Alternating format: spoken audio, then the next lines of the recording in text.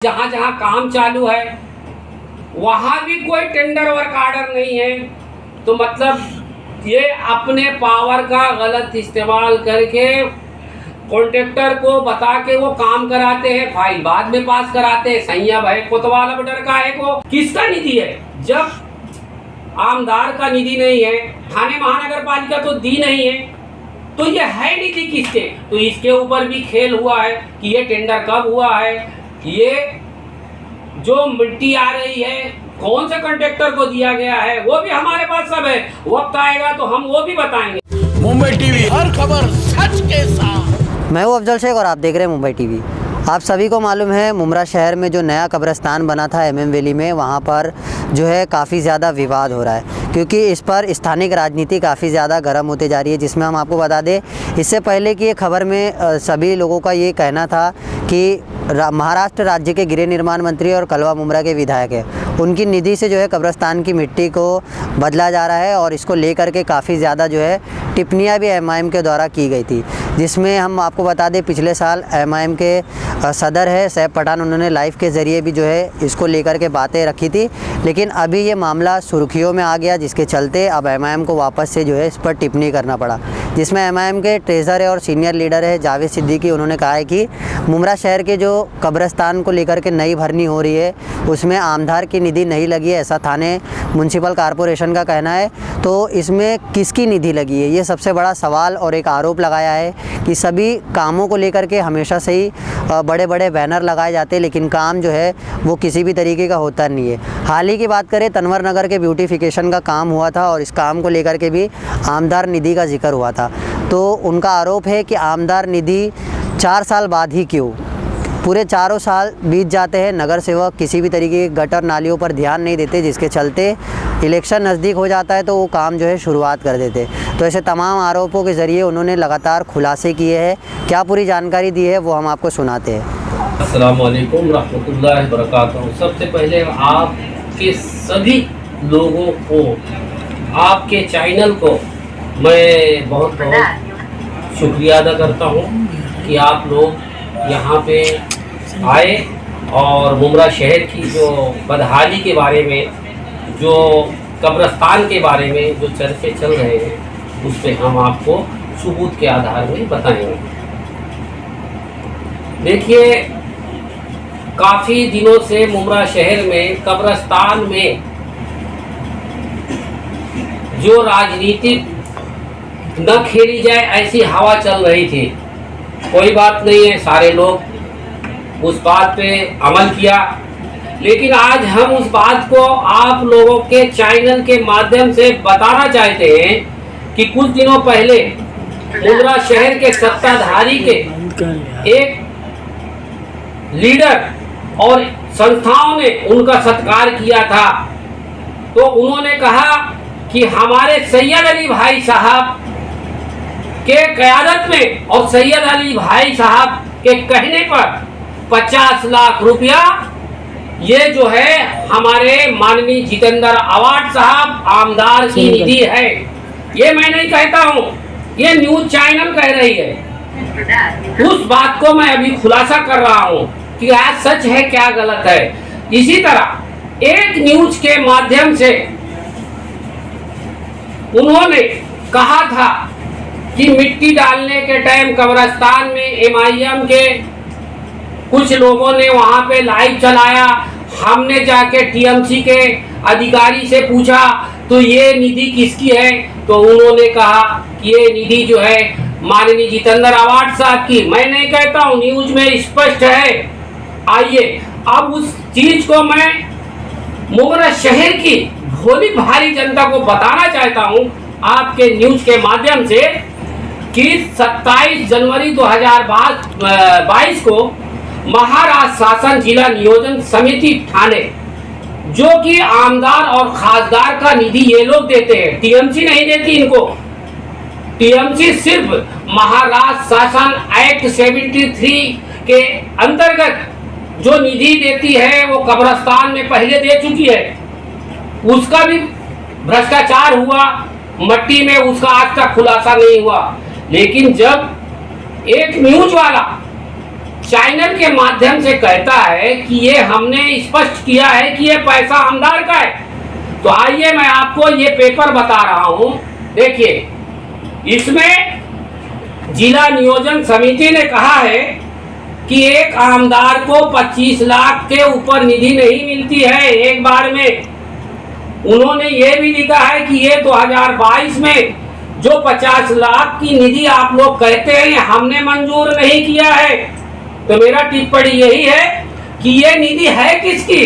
कब्रिस्तान के साथ ऐसे हालात पैदा कर रहे हैं और जो जनता को गुमराह किया जा रहा है उसके बारे में मैं खुलासा कर रहा हूं कि ये किसका निधि है। जब आमदार का निधि नहीं है, ठाणे महानगर पालिका तो दी नहीं है, तो ये है निधि किसके? तो इसके ऊपर भी खेल हुआ है कि ये टेंडर कब हुआ है, ये जो मिट्टी आ रही है कौन से कॉन्ट्रैक्टर को दिया गया है, वो भी हमारे पास सब है। वक्त आएगा तो हम वो भी बताएंगे। लेकिन हमारे यहाँ के जो लीडरान हैं, जो सत्ताधारी के हैं, वो लोग जो है ऐसी बात करते हैं तो उस वक्त तो मुझे बहुत तकलीफ हुई कि ये लोग जो है सिर्फ अपनी पार्टी चलाने के लिए ये जो गलत बातें कर रहे हैं। कुछ संस्थाएं मुमरा में हैं जो एनसीपी के फोटो लगा के चल रहे हैं, उनकी संस्था भी रजिस्ट्रेशन नहीं है, वो भी संस्था भी झूठे अफवाहें, झूठे संस्थाओं के आधार पे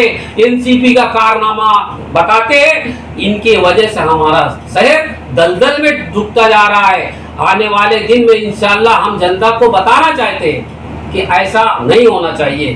दूसरी बात, आज मुमरा शहर में 4.5 साल हो गए, कोई नगर सेवक एनसीपी का दिखा कहीं गटर नाले के ऊपर?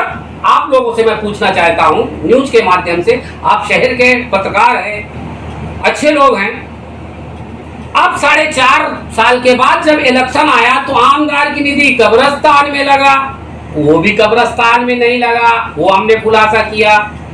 दूसरी बात, जहां जहां काम चालू है वहां भी कोई टेंडर वर्क आर्डर नहीं है।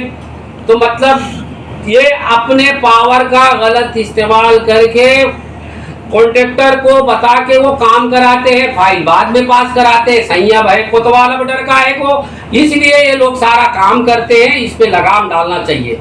दूसरी बात कि हुसैन भाई, आपने आपके न्यूज के माध्यम से कहा था एक दिन कि तनवर नगर में ब्यूटिशियन बहुत अच्छा हो रहा है, लोगों का बड़ा समर्थन हो रहा है। एक डॉक्टर भी बोलता है, वो डॉक्टर को मैं इस न्यूज के माध्यम से भी बताना चाहता हूं कि ये बताइए, कोरोना की महामारी में आपने किसी मरने वाले आदमी को सर्टिफिकेट दिए क्या?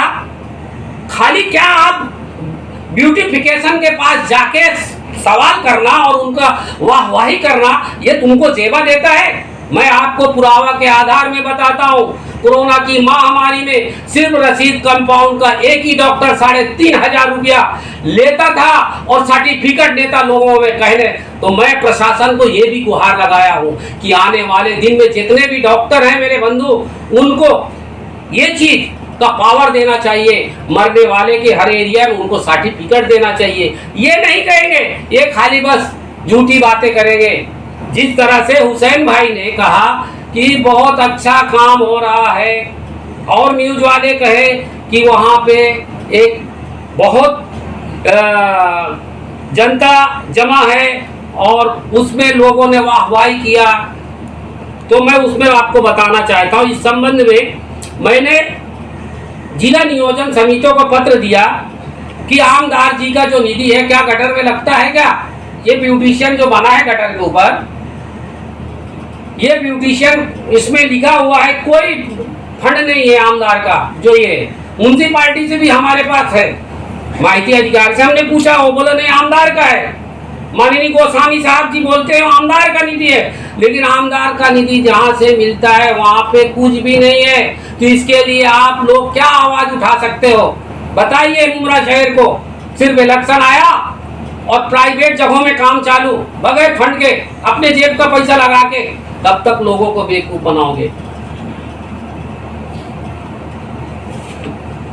देखिए, मुमरा शहर की जनता बहुत जाग चुकी है और मैं मुमरा शहर की जनता को मुबारकबाद देता हूँ कि कुछ आप जैसे लोग, हम लोग जैसे हैं, जो सच्चाई को आप तक लाते हैं और सच्चाई के ऊपर अमल करते हैं। ऐसा नहीं है कि हर आदमी जो है गलत ही बोलेगा, लेकिन हम जो है सच्चाई आपके सामने ला रहे हैं।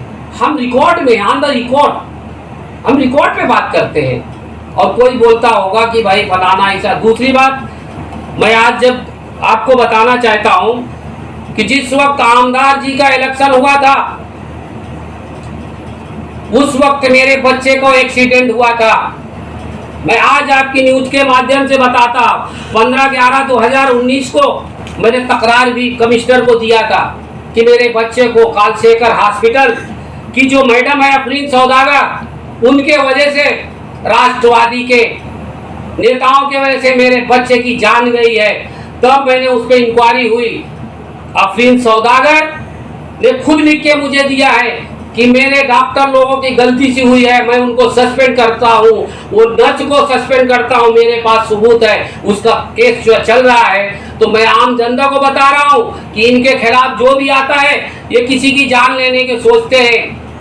जो भी इनके खिलाफ आता है उनका घर तोड़वाने की बात करते हैं, इनके खिलाफ आते हैं, इनके झूठा मुकदमा दायर करने की बात होती है। इसी तरह 2013 में, 14 में इनके बोकस नगर सेवक थे, उस वक्त मेरे ऊपर इन्होंने फायरिंग कराया, मेरी जान लेने की कोशिश की है। वो भी खुलासा मैंने जनता के सामने लाया हूं। और उस वक्त जनता को नहीं मालूम था इन्होंने उस टाइम पे क्या झूठी बातें कही कि अरे वो जावेद भाई तो गुंडा आदमी है। अरे गुंडे तो तुम लोग हो यार, झूठे मक्कार तुम लोग हो, मेरे को डराओ मत। अभी मुझे कल सुनने को आया है कि जिस वक्त बोकस नगर सेवक को बचाने के लिए इन्होंने अजीत दादा पवार साहब, कौन कौन मंत्री संतरी को इन्होंने पत्र देके, वो मेरी एक बिल्डिंग जहां 57 लोग रहते थे उसको तोड़ाने की पूरी कोशिश की थी। लेकिन अल्लाह का शुक्र है कि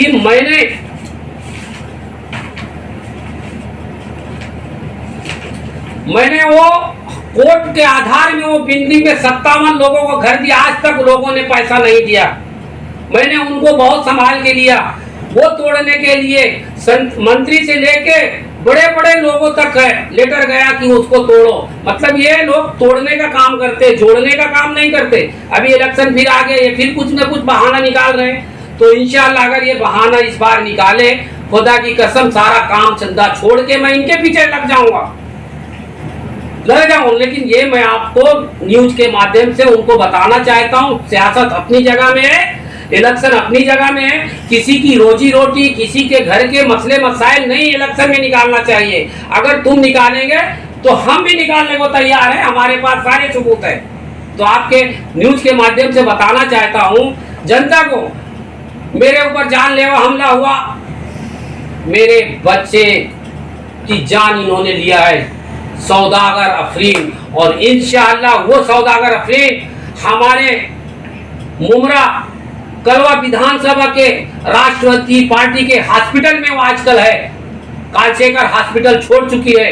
तो ऐसे ये लोग हथकंडे इस्तेमाल करते हैं। खुदा की कसम अल्लाह ने चाहा तो इनको गारत करेगा। वो माँ से पूछो जिसका जवान लड़का एक्सीडेंट में मरा है, वो माँ आज वो पागलों के जैसे घर में है। शर्म नहीं उनको आई कि इलेक्शन तो अपनी जगह में रहता है, किसी की जान तो बचाना चाहिए। ये हॉस्पिटल लोगों का, डॉक्टर का काम था। डॉक्टर ने खुद कहा कि तुम्हारे बच्चे को डॉक्टर लोगों ने लापरवाही से किया। जिस वक्त मैं वहां पहुंचा तो एक जो वहां पे एम्बुलेंस थी, वो एम्बुलेंस में जिसको पैर में लगे भेज दिए मेरे बच्चे के लिए, वो इनके पास नहीं था, जानबूझ के रोके। जब मैं गया तो डोमे वाली की मंगा के मैं उसको लेके गया। मेरे बच्चे को सर में सिर्फ 200 ग्राम खून बचा था।